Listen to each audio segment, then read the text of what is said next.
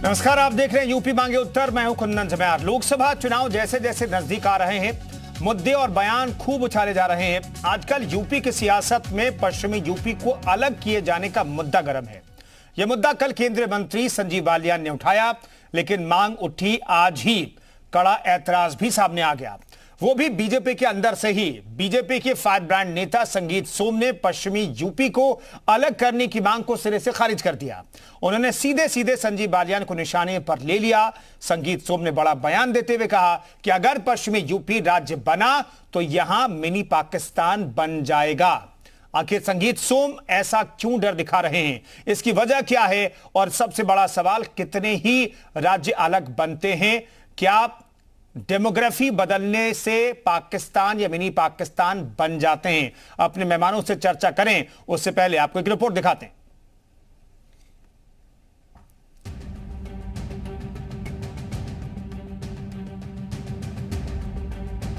उत्तर प्रदेश को 2 या 3 भागों में बांटने की बात तो लंबे समय से चल रही है। यूपी में उत्तराखंड को अलग किए जाने के बाद प्रदेश में बंटवारे की बात होती रही है। इस बीच केंद्रीय मंत्री डॉक्टर संजीव बालियान ने पश्चिमी यूपी को अलग राज्य बनाने का मुद्दा छेड़ दिया है। दरअसल डॉक्टर बालियान ने कहा कि पश्चिमी उत्तर प्रदेश को अलग राज्य बनना चाहिए, मेरठ नए राज्य की राजधानी बने। पश्चिम उत्तर प्रदेश का हर व्यक्ति चाहता है, हाई कोर्ट हमसे दूर है, राजधानी हमसे दूर है, कि अलग पश्चिम उत्तर प्रदेश बने। बहुत अच्छा, भगवान ने हमें बहुत अच्छा पानी दिया है, बहुत अच्छी भूमि हमारे पास है, और दिल्ली के चारों तरफ पश्चिम उत्तर प्रदेश होगा तो बहुत बेहतर राज्य बनने की संभावना यहाँ है। बड़ा प्रदेश है, समस्याएं रहती हैं। केंद्र सरकार जो योजनाएं देती है, एम्स दिया गोरखपुर में, यहाँ तो है नहीं एम्स। अब गोरखपुर तक हम और आप तो जा नहीं सकते। बालियान के बयान के बाद पार्टी के भीतर ही इस पर राजनीति शुरू हो गई है। मेरठ के सरधना से पूर्व विधायक संजीव सोम इस मामले में सामने आए। उन्होंने सीधे सीधे सांसद को निशाने पर ले लिया। संगीत सोम ने बड़ा बयान देते हुए कहा कि अगर पश्चिमी यूपी राज्य बना तो ये मिनी पाकिस्तान हो जाएगा।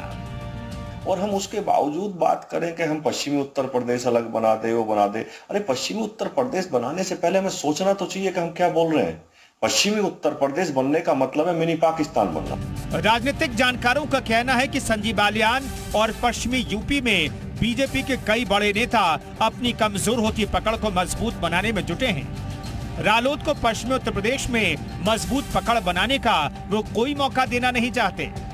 जाट आरक्षण को लेकर अंतर्राष्ट्रीय जाट संसद में उठी मांग के बीच बालियान के इस बयान को विपक्षी दलों ने लपक भले ही लिया हो, लेकिन ये बीजेपी के सियासी गेम प्लान का हिस्सा हो सकता है।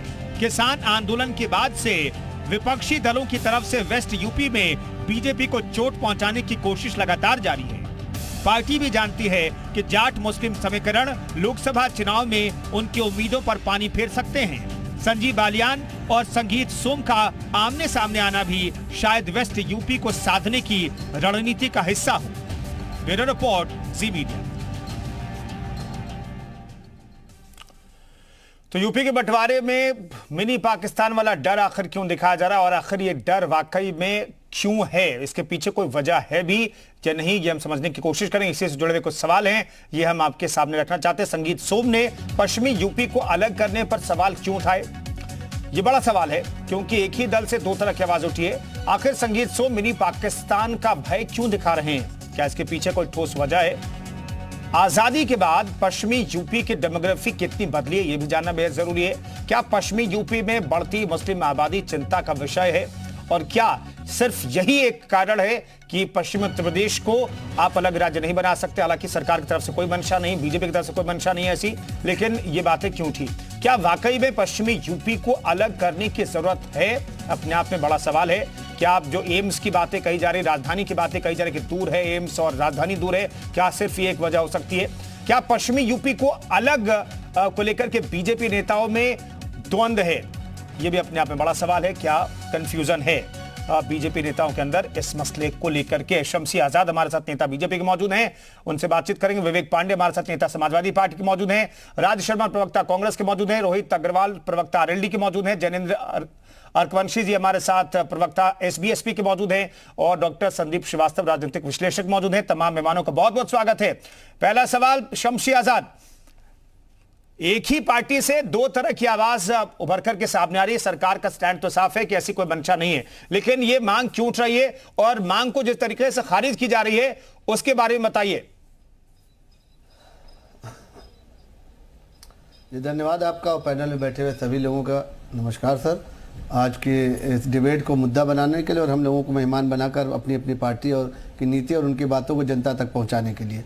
देखिए, संजीव बालियान जी को आप जानते हैं कि अक्सर इस तरीके का बयान देते रहते हैं ताकि वो सुर्खियों में बने रहें, और वो अपने एरिया के सबसे बड़े नेता भी इस वक्त उभर कर आए। जिस तरीके से उन्होंने जाट सम्मेलन कराकर एक मजबूत स्थिति अपनी दिखलाई है, एक मजबूत पकड़ वहाँ पर दिखलाई, किस तरीके से वहाँ पर भारतीय जनता पार्टी के खिलाफ जो राजनीति चली जा रही थी, जो अफवाहें फैलाए जा रहे थे कि पश्चिम उत्तर प्रदेश में भारतीय जनता पार्टी पूरी तरीके से कमज़ोर है, जाट उनसे नाराज चल रहा है, तो वो चीज़ें उन्होंने बिल्कुल से पूरी तरीके से खारिज कर दी। और उनका ये बयान जो है उनका अपना निजी बयान है, व्यक्तिगत बयान है। आपने देखा होगा कि भारतीय जनता पार्टी के किसी बड़े नेता ने न उनका समर्थन किया न उनका विरोध किया है। विरोध किया किसने? संगीत सोम जी ने किया, और उनका भी बयान जो है वो बहुत गंभीरता से नहीं लिया जा रहा है, क्योंकि जो इस वक्त उत्तर प्रदेश का, जो हिंदुस्तान का माहौल चल रहा है, जहां कोई पाकिस्तान का झंडा लहराने तक की हिम्मत नहीं कर सकता, पाकिस्तान का नाम लेने की हिम्मत नहीं कर सकता, वहां अगर उन्होंने ये बयान दिया है कि उत्तर प्रदेश में अगर इस तरीके से पश्चिम उत्तर प्रदेश को अलग करके एक राज्य बनाया गया तो मिनी पाकिस्तान होगा, तो मैं समझता हूं कि यह बहुत गंभीरता से लिया जाने वाला उनका जवाब नहीं, ना उनको बहुत गंभीरता से लिया जाएगा। आज का युग जो है वो योगी युग है, मोदी युग है, और वहां पर इस तरीके की बात करना बहुत ही हल्की बात कही जाएगी। और संजीव बालियान जी का जो बयान है, तो उन्होंने ये कहा है कि इस तरीके से जो वहां पर 24-25 जिले उस तरीके से कि वहां पर लखनऊ आने में जो उनको परेशानी होती है, तो उन्होंने अपनी क्षेत्रीय समस्याओं को, क्षेत्रीय वोटरों को लुभाने के लिए इस तरीके का बयान दिया है। इस पर भी उनका अपना निजी स्वार्थ हो सकता है, निजी उनका बयान हो सकता है। इस पर पार्टी का कोई अभी तक मत नहीं है और पार्टी ने ना उसका विरोध किया। पार्टी अभी बहुत गंभीरता के साथ इस मुद्दे को लेकर चल रही है। अगर पार्टी ने इसका कोई बयान दिया होता तो फौरन विपक्ष इसको मुद्दा बनाकर भारतीय जनता पार्टी पे हमला करती कि चुनाव को देखते उन्होंने एक और शगुफा छोड़ा है। इसलिए भारतीय जनता पार्टी के जो समझदार नेता, जो बड़े शीर्ष नेता हैं, उन्होंने पूरी तरीके से अभी इस पर खामोशी जाहिर की है कि अभी वो देखें इसको विपक्ष कहां तक हवा देता है। अगर हमको लगता है कि उत्तर प्रदेश में इस तरीके से अलग करके, उत्तर प्रदेश से अलग करके उसको जो है एक नया प्रदेश बनाकर उसको जो है, आप देखेंगे कि इसके पहले भी मायावती जी ने भी इसको अलग करने के लिए बाकायदा जो रणनीति बनाई थी, और लगातार पूर्वांचल राज्य बनाने की बात की गई थी, बुंदेलखंड बनाने की बात की गई थी।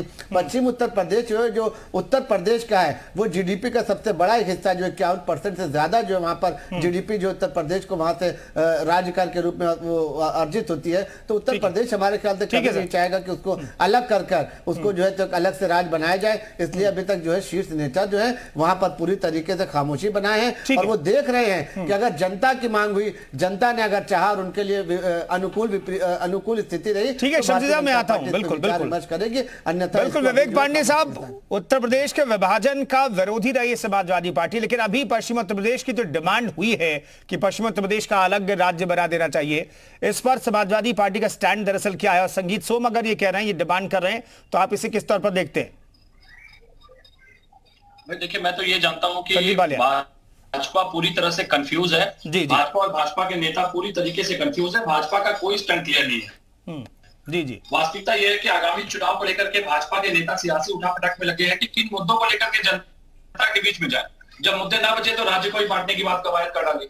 अभी आदरणीय हमारे भाजपा के प्रवक्ता कह रहे थे महोदय कि कोई समर्थन नहीं कर रहा। आपके तो समर्थन में जो संगठन है, जैसे ओम प्रकाश राजभर ने भी समर्थन कर दिया है यूपी को 4 हिस्से में बांटने की।